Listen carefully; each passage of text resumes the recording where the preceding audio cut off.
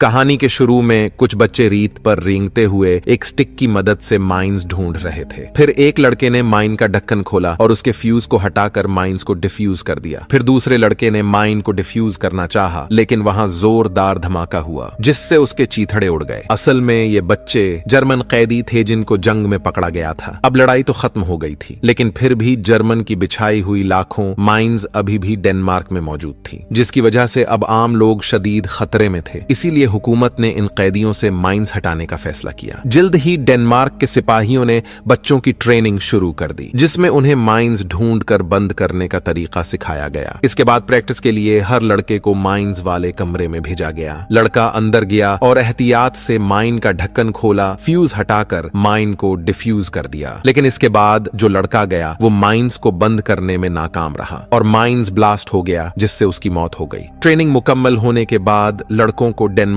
के मगरिबी समंदर पर लाया गया, जहां पर सार्जेंट कार्ल उनका बॉस होगा। कार्ल नाजियों से बहुत नफरत करता था। उसके लिए ये बच्चे सिर्फ माइंस तलाश करने का औजार थे। उसने बीच की तरफ इशारा किया और बताया कि यहाँ 45,000 माइंस छुपे हुए हैं और हर बच्चे को 1 घंटे में 6 माइंस तलाश करने होंगे। अगर वो ऐसा करेंगे तो 3 महीने बाद उन्हें अपने घर भेज दिया जाएगा। ये सुनकर सभी काम पर लग गए और रेत में रेंगते हुए एक रॉड की मदद से माइंस का पता लगाने लगे। तभी अर्नस्ट नाम के एक लड़के को एक माइंस मिला तो उसने अपनी ट्रेनिंग स्किल से उसे डिफ्यूज कर दिया। इसी तरह उनका पहला दिन काफी अच्छा रहा। रात को उन सब ने कपड़े के बैग्स में घास भरकर गद्दे बनाए ताकि वो रात को सुकून से सो सकें। उन सब ने रात को मिलकर बातें की और एक दूसरे को बताया कि वो घर लौटने के बाद किया करेंगे। लेकिन उनमें से एक लड़के को बिल्कुल यकीन नहीं था कि वो घर वापस जाएंगे, लेकिन बाकी बच्चों के मन में एक उम्मीद थी कि वो जरूर अपने घर जाएंगे। अब उनको खाना भी नहीं दिया जा रहा था, जिसकी वजह से वो सब बहुत परेशान थे। तभी अर्नेस्ट ने एक छोटी बच्ची को खेलते हुए देखा तो वो उसके पास चला गया। उसने उससे कुछ बातें की, लेकिन तभी उसकी माँ आ गई और उसने बच्ची को वापस घर आने को कहा। लेकिन अर्नेस्ट ने उस बच्ची से ब्रेड का एक टुकड़ा चुरा लिया और बाद में अपने भाई के साथ मिलकर खाया। खैर वो फिर से काम पर लग गए, लेकिन वो बहुत धीरे से काम कर रहे थे क्योंकि उन्होंने खाना नहीं खाया था। फिर एक लड़का जिसका नाम शूमान था कार्ल के पास गया और उससे खाने के बारे में पूछने लगा। लेकिन कार्ल ने कहा कि मुझे इससे कोई फर्क नहीं पड़ता कि तुम सब भूख से मरो या माइंस से। लेकिन रात को हेलमेट नाम का लड़का अपनी भूख पर काबू नहीं रख पाया और कमरे से लकड़ी हटाकर खाने की तलाश में निकल पड़ा। अगले दिन अर्नेस्ट को बुखार हो गया और उसको चक्कर आने लगे, लेकिन कार्ल ने उन पर कोई रहम नहीं खाया और उनको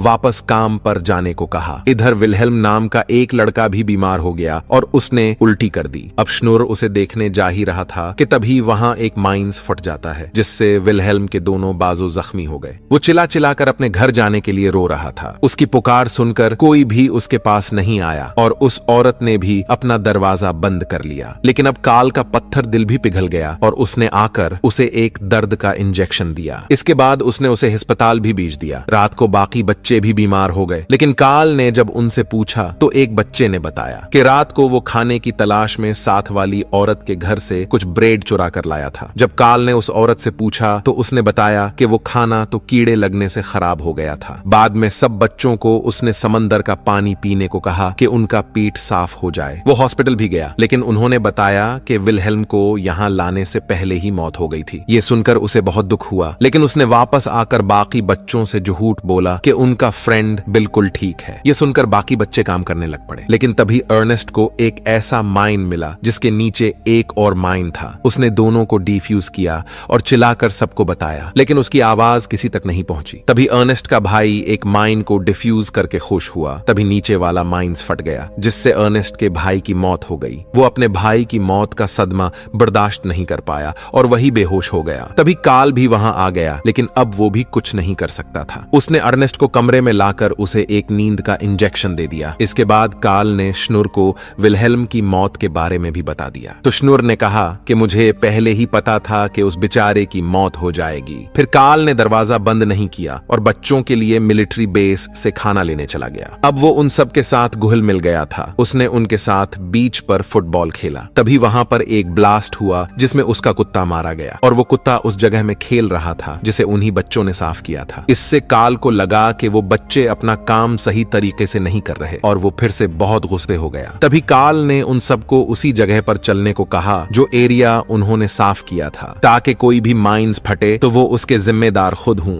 इसके बाद कुछ दिन गुजरे। तभी एक दिन वही वही औरत उन बच्चों के पास आई और कहा कि मेरी मदद करो। दरअसल उसके बच्ची खेलते खेलते माइंस फील्ड में चली गई थी, लेकिन जब काल वहां पहुंचा तो वहां पर एक लड़का भी नहीं था। जब वो भागता हुआ बीच पर पहुंचा तो अर्नेस्ट उस बच्ची की जान बचा रहा था। उसने बच्ची को सही सलामत बचा लिया, मगर खुद वही रुक गया और माइंस की तरफ सीधा चलने लगा। तभी एक माइंस फट्टा जिसने अर्नेस्ट के चीथड़े उड़ा दे। दरअसल उसने अपने भाई के गम में ये सब किया था। इसके बाद काल समंदर के किनारे बैठकर उन बच्चों के बारे में सोचने लगा। उसे दिल ही दिल में उनकी मौत का बहुत अफसोस था। अब 3 महीने गुजर चुके थे और उन बच्चों ने सारे माइंस निकाल दिए थे। अब वो अपने घर जाना चाहते थे, मगर उनके चेहरे पर कोई खुशी नहीं थी। इसके बाद उन्हें घर भेजने के बजाय एक और माइंस फील्ड में भेज दिया गया, जहां पर पूरे 7000 माइंस थे। जब काल को इस सब के बारे में पता चला तो उसने अपने सीनियर से बात की, मगर इस सब का कोई फायदा नहीं हुआ। तभी उन्हें एहसास हुआ कि घर जाने के सभी वादे झूठे थे। तभी उस इलाके के ऑफिसर को एक लेटर मिला। उसने जैसे ही उस लेटर को पढ़ा तो उसमें उन्हीं 4 बच्चों की रिहाई के ऑर्डर्स थे। फिर उन्हें वहां से भेज दिया गया। वो नहीं जानते थे कि अब उन्हें कहां लेकर जा रहे हैं, पर अचानक काल ने कपड़ा हटाया और बच्चों ने देखा कि वो बॉर्डर पर थे। आखिरकार बच्चों को सरहद पर छोड़कर उसने अपना वादा पूरा किया और यहीं पर इस फिल्म का एंड हो जाता है।